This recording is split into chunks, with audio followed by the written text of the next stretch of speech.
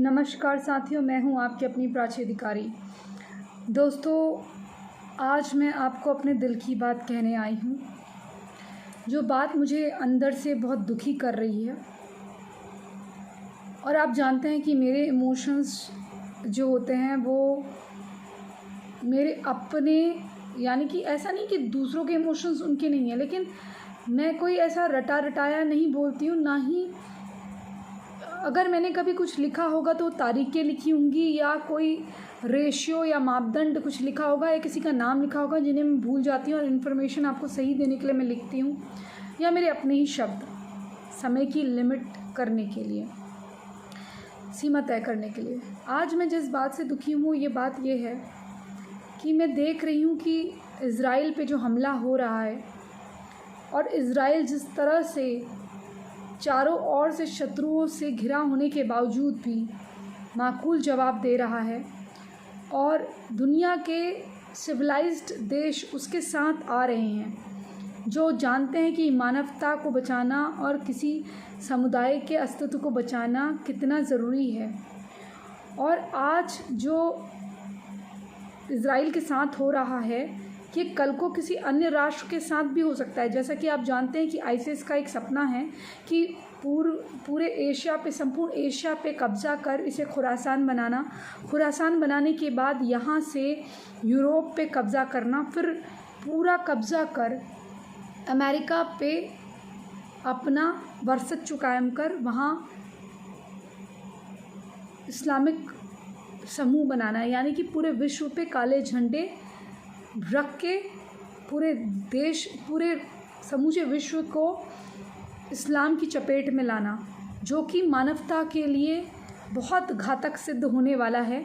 और हम लोगों की दुविधा ये है कि भारत भी चारों ओर से शत्रुओं से घिरा हुआ है, और डिप्लोमेसी के अंतर्गत, यानी कि राजनीतिक दबाव के चलते, अंतर्राष्ट्रीय वैश्विक दबाव के चलते वह इन भारत सरकार खुल के इज़राइल का साथ नहीं दे पा रही है।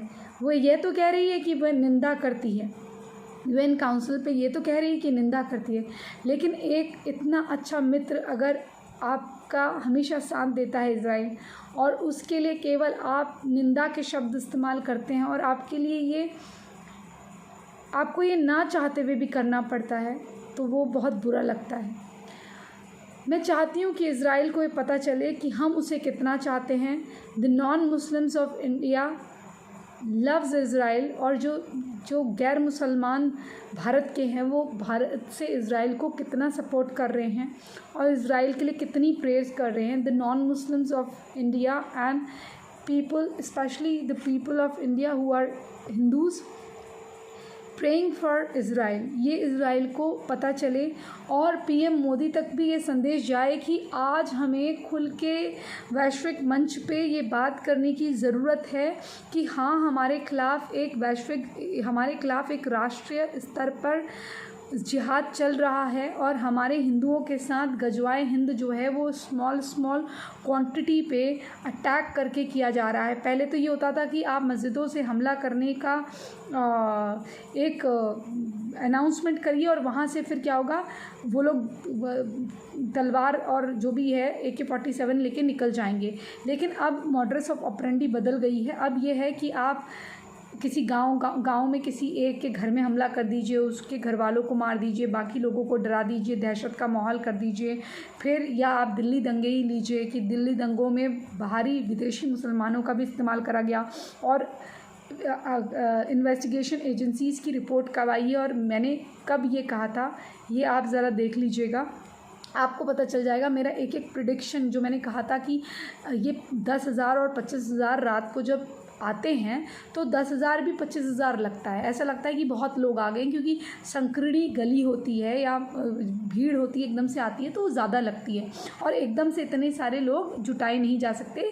ये बहुत पहले से तैयारी चल रही थी। अगर आप रोहिया कैंप भी देखें हैदराबाद वगैरह के, तो वहाँ से भी लोग गायब थे, और कई बार कहा जा रहा था भैया ये जो व्यक्ति है ये दुबई से आ रहा है, पर बाद में पता चला कि भैया वो तो रोहिया कैंप वो आ रहा है ट्रक या किसी के ज़रिए दिल्ली दिल्ली में वो अपनी पत्नी को शाहीन बाग में बिठा के, पत्नी बच्चे को शाहीन बाग में बिठा के अपना वो जमात मरकज़ में बैठा हुआ था और यही हमलों की तैयारी कर रहे थे।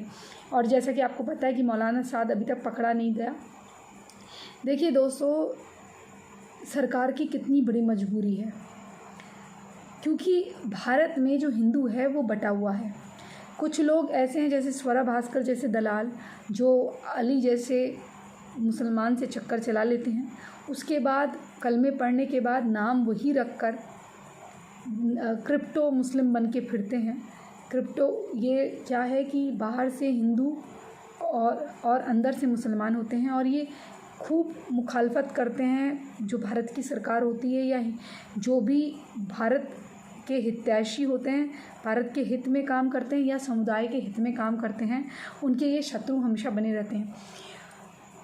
यह समय है हमें ये जान लेने का कि जो इज़राइल का भविष्य है वही आपका भविष्य है।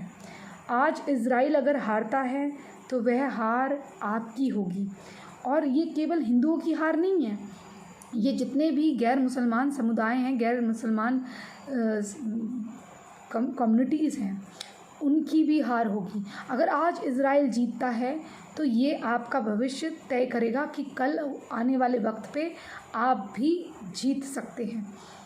और अब ये सबको मान लेने की आवश्यकता है कि अगर आप अपने रिस्पेक्टिव कंट्रीज़ के इर्द गिर्द देखें, if you look around your country only, you will find that already a global jihad is going on, already you have become a victim of it. How they have already entered inside your bureaucracy, they have already taken over your political system. Like, if suppose they have not taken it completely, but they have a strategy of supporting the parties or the organizations which supports them or which backs them or their communities indirectly or directly। मतलब कहने का मतलब ये है कि अगर आप अपनी कंट्रीज़ में ही देखेंगे तो वहाँ आप पाएंगे कि ये ऑलरेडी इनका प्रेजेंस है, इनकी उपस्थिति है, और ये आपकी ब्यूरोक्रेसी में, आपके राजनीतिक तंत्र में घुस चुके हैं, या तो ये उन पार्टियों को सपोर्ट करते हैं जो इनके लिए सॉफ्ट कॉर्नर रखती हैं या किसी तरह से इनको बैक सपोर्ट करती हैं। तो ये धीरे धीरे उनके सपोर्ट से अपने लोगों की मदद करते हैं। They help their own people with the support of those parties. They means the jihadis or the Islamic community people. They take either the favors from those parties or those organizations which they back from behind and ask their community to back them too. So they take the help of those people to support their community and to build the mosque there, or to take refugees more and more from their communities from like Syria or Mosul, some other places. They will raise the war, they will be the one who are doing the war, and they are fighting the war, they are killing the people, and they will cry also, and they will become suddenly a victim also. With two or multiple wives, they will land on your country, and then land up on your country with their lot of kids, because polygamy is allowed in their country, in their religion. And then later on they'll come and slowly increase the population and taken over then they will take over your country system, and later on they'll take your country also. ये आपका धीरे धीरे पहले 4 बीवी 40 बच्चों के साथ वहाँ एंट्री मारते हैं, क्योंकि पॉलीगमी यानी कि बहु विवाह इनके वहाँ है। उसके बाद बच्चे भी इनके खूब होते हैं, और आपकी पॉपुलेशन और इनकी पॉपुलेशन का रेशियो में अंतर आ जाता है। फिर they become the majority and you become the minority, and from there your game is over and their games starts. और उस समय से आपका गेम जो होता है ओवर हो जाता है, उनका गेम स्टार्ट हो जाता है। इसलिए आपको ये मानना होगा, और भारतीय सरकार को, जैसा कि मैं बार बार चिताते हुए आ रही हूँ, कि आपको अब मान लेना चाहिए और यूएन काउंसिल में खुल के बोलना चाहिए। जैसे कि इज़राइल ने कहा कि हमारे लोगों को धरती निगल गई, कि आसमान निगल गया। There were used to be so many people in Saudi Arabia who were Jews, and now where those people have gone, whether earth has eaten them up, or the ocean has soak them up. यानी कि वो जो लोग, आप कहते हैं मानवाधिकार की बात, you talk about human rights, but where is the human right for Jews people, जिनको आसमान निकल गया, यानी कि यहूदी लोगों के लिए मानवाधिकार कहाँ हैं, जो कि अरेबिया में करोड़ों की संख्या में होते थे, आज चंद भर रह गए हैं। क्या उनको आसमान निकल गया या समुद्र उनको सोख गया, यानी कि समुद्र उनको निगल गया? तो मैं आपको यही बात कह रही हूँ कि आप ये पहचानिए कि आपके लोगों को दिन भर दिन आपके लोग कम होते जाएंगे, वो ज़्यादा होते जाएंगे, और आपका ऐसा ही जो इज़राइल कह रहा है कि जल्दी भारत गृह युद्ध में उलझेगा, ये सत्य है। क्योंकि हिंदुओं को ये समझ लेना चाहिए कि अगर आप 80% हैं तो उसमें से 60% ही असली हिंदू हैं। तो अगर उनमें से भी हिम्मत करके कुछ 8 करोड़ स्ट्रांगली खड़े हो जाते हैं और ये बता देते हैं कि आप समुदाय के साथ हैं और अपने समाज को, अपने सनातन को आप ख़त्म नहीं होने देंगे, आपके अस्तित्व खतरा है, और भारत सरकार को आप खुल के बोलना चाहिए, हाँ हमारे खिलाफ राष्ट्रीय स्तर पर जिहादी एक्टिविटी हो रही हैं और हम एक जिहाद का सामना कर रहे हैं, और आप खुद अपनी कंट्रीज़ में देखिए आपके सिस्टम में ये जिहाद घुस चुका है, और ये आपको किस तरह से आपकी संस्कृति और आपको पूरी खान पान को पूरी तरह से बदल रहा है। खान पान का मतलब ये नहीं है कि खाने पीने से क्या होता है, एक सभ्यता, एक संस्कृति, हर चीज़ से, पेट से जो खाना खाते हैं वही हम सोचते हैं। ऐसी चीज़ों से हमें बचना चाहिए, और यही चीज़ें हमारे इर्द गिर्द आ के हमारी सारी सभ्यता और संस्कृति को चेंज कर रही हैं। नई चीज़ों को अपनाना अच्छी बात है, लेकिन अपनी पुरानी सभ्यता और संस्कृति को खोना ये बहुत बड़ा नुकसान होता है। देख लीजिए आज इराक और ईरान का हाल क्या है। एक समय पहले कितने विकसित हुआ करते थे, जब इनमें मूर्ति पूजक यानी कि हिंदू सनातन धर्मी हुआ करते थे, बौद्धिस्ट हुआ करते थे, आज ये कहाँ है। मेडिटेशन का सेंटर अफ़गानिस्तान आज खंडर में बदल चुका है। वो टेक्नोलॉजी जो स्तूप बनाने पर यानी कि बौद्धिस्ट स्तूप बनाने में हुई थी, वो संस्कृति आज कहाँ है। डायनामाइट से भी उसको 90 के दशक में मुशर्रफ ने उड़ाना चाहा, आर्किटेक्ट्स अपने बुला के, लेकिन नहीं उड़ा पाया, और आज भी उसके चिन्ह आपको मिलते हैं। अफ़गानिस्तान में एक ब्रिज का निर्माण हो रहा था, वहाँ से हनुमान जी की कितने साल पुरानी मूर्ति मिली। टेक्सास से मिला 12,000 साल पुराना विष्णु भगवान की मूर्ति। तो आप सब समझिए कि आप सुरक्षित नहीं हैं। और अगर देखिए, एक होता है रणभूमि में लड़ के मरना, वो उसको बोलते हैं वीर गति। जब आप वीर गति प्राप्त करते हैं तो समूचा राष्ट्र आपको, या इतिहास के पन्नों में आप दर्ज हो जाते हैं, आपको याद किया जाता है, स्मरण किया जाता है। लेकिन अगर आप यूं ही बेमौत शत्रु के हाथों ऐसे ही मर जाते हैं, क्योंकि या तो आप इस्लाम नहीं कबूलते या आपको मार दिया जाता है, बहन बेटी की इज्जत लूट ली जाती है, तो कोई आपको याद नहीं रखता, क्योंकि आप एक कायराना मौत मरते हैं। और मृत्यु भगवान के हाथ में कभी ना कभी मरना है। इसलिए आप भी एक अपना एम बनाइए। और मैं ये कहते हुए हिंदुओं को सुनती हूँ कि फलाने ने पत्थर उठाया, मार दिया, इस गांव में अटैक कर दिया। आपके हाथ क्या हैं भैया? आपको 2 हाथ दिए हैं कि नहीं? आप ये डिसाइड करिए कि आप कैसी मौत मरना पसंद करेंगे, और भारत को, आप अपने बच्चों को आप क्या भविष्य देकर जा रहे हैं, ये स्वीकार कर लीजिए। और ये भारत सरकार स्वीकार करे कि आने वाला भविष्य जो इज़राइल का है वो आपका होगा। All the countries of entire world must remember, whatever is the fate of Israel will be the fate of yours. Whatever Israel is going through right now, being a small country with small people, little people, little population, you are going to face the same thing one day if you are not going to stand with Israel all together in one voice and take one stand that we are with Israel, and anything happens to Israel, we'll fight for it. We'll fight for saving its sovereignty. Every country has a right to defend themselves, and Israel is doing the same thing. And if today you are not standing with Israel openly, with open arms like these arms, and arms in terms of weapons also, if you don't support Israel, remember you are going to be isolated someday too. And this is my worry, and this makes me worried. Indian government must remember, you are not going to get anything pleasing these snakes. Even calling them a snake is the insult of snakes. Please stand with Israel and run a hashtag that Indian loves Israel. Non-Muslim of India loves Israel. Hindus stand with Israel. Jews' life matters. Hindus, Jews' life matters. Hindus stand with Israel. And ask PM Modi to stand with Israel openly. Doing ninda and criticizing Palestine is not going to help Israel in any way. You have to morally stand with Israel. I know that due to diplomacy you are not saying so, because you know that already these stupid MFs are sitting over here and they are the only enemies who can betray India anytime. If I remember the war between Pakistan, that time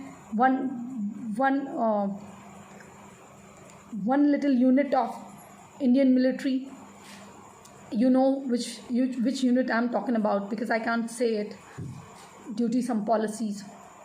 This very unit of Indian army also, I heard that they denied to war against Pakistanis, because they said because we from the same community and we cannot fight this war among the brothers, like that they said. So you have to remember this. अगर आज Israel हारता है तो आपकी ये हार होती है, ये नहीं, या ना कि केवल हिंदुओं की, ये पूरे समूचे विश्व की. And you guys must remember, एक बात याद रखिएगा, इज़राइल की हार और जीत आपके देश और आपका भविष्य डिसाइड करती है, और आपको ये सुनिश्चित करना होगा आप किसके साथ हैं, अपने मित्र देश इज़राइल के साथ या ऐसे देश फ़लस्तीन के साथ, ऐसे हमास के साथ जो आपके भारत में नाना प्रकार के षड्यंत्र रचता रहता है और भारत की बर्बादी के सपने देखता रहता है और इसे खुरासान आईएसआईएस के ज़रिए बनाने की साजिश रचता रहता है. वेदर आप लश्कर तोयबा बोलें या जमाते उल दावा बोलें या आप कुछ बोलें, ये सब एक ही हैं, एक ही थाली के चट्टे बट्टे हैं, नाम बदल लेते हैं. ये चाहे कश्मीरी फ़ौज हो या मुजाहिद हो, कुछ हो, इनका एक ही काम है, मूर्ति पूजा क्या नॉन मुसलमानों को मारना, बस ये इनका काम है. आप ये डिसाइड कर लीजिए आप किसके साथ हैं, और ये आने वाले खतरे के चिन्ह हैं. आपको अब all the non-Muslim countries of the world must stand united with Israel and must say that anybody who's going to raise weapon or fight jihad, we are going to finish it. And it's the time to say find and execute. मेरा policy यही है, ढूंढो और मार दो. जो जिहादी है, जो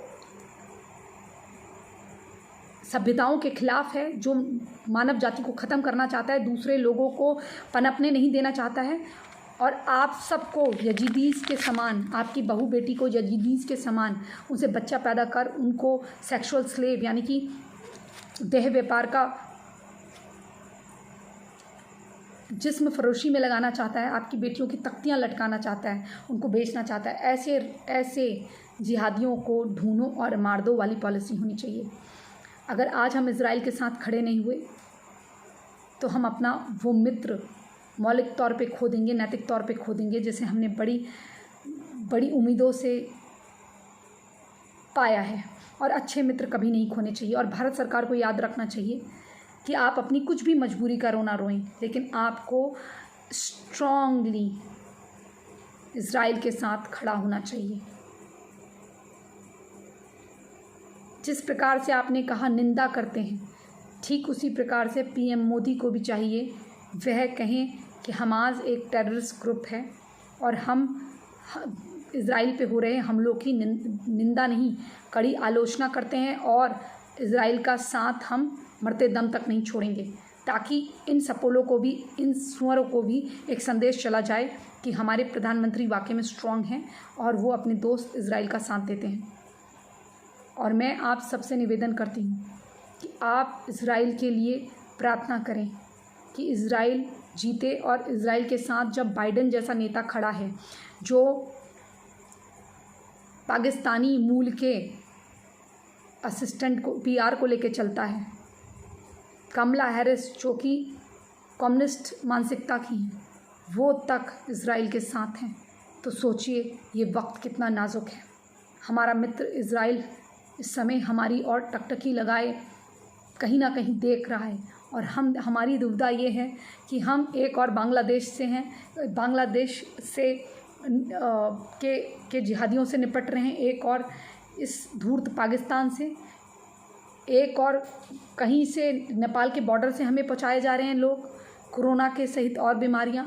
और अभी नेपाल में भी एक ऐसी सरकार बन गई है जो चीन के इशारों पे नाच रही है, जिसे पता ही नहीं है कि उसके साथ आखिर क्या हो रहा है, उसके देश में कैसे पाकिस्तानी और जिहादी पैर पसार रहे हैं, और वो अपने सच्चे हमदर्द भारत को कहीं ना कहीं से दर्द और कष्ट पहुंचा रही है, जबकि हम नेपाल को बहुत चाहते हैं और हमेशा हमने भारत ने नेपाल का साथ दिया है। तो मैं बस यही कहना चाहती हूँ कि आप सब हमारे मित्र इज़राइल के लिए प्रार्थना करें और इज़राइल को ये बताएं, हैशटैग चला के, Hindus loves juice, Hindus always with Israel, India's Hindus always with Israel, ये आप मुहिम चलाइए। इसी संदेश के साथ मैं प्राची अधिकारी आपसे विदा लेती हूँ। जय जय हिंद, जय जय भारत, वंदे मातरम।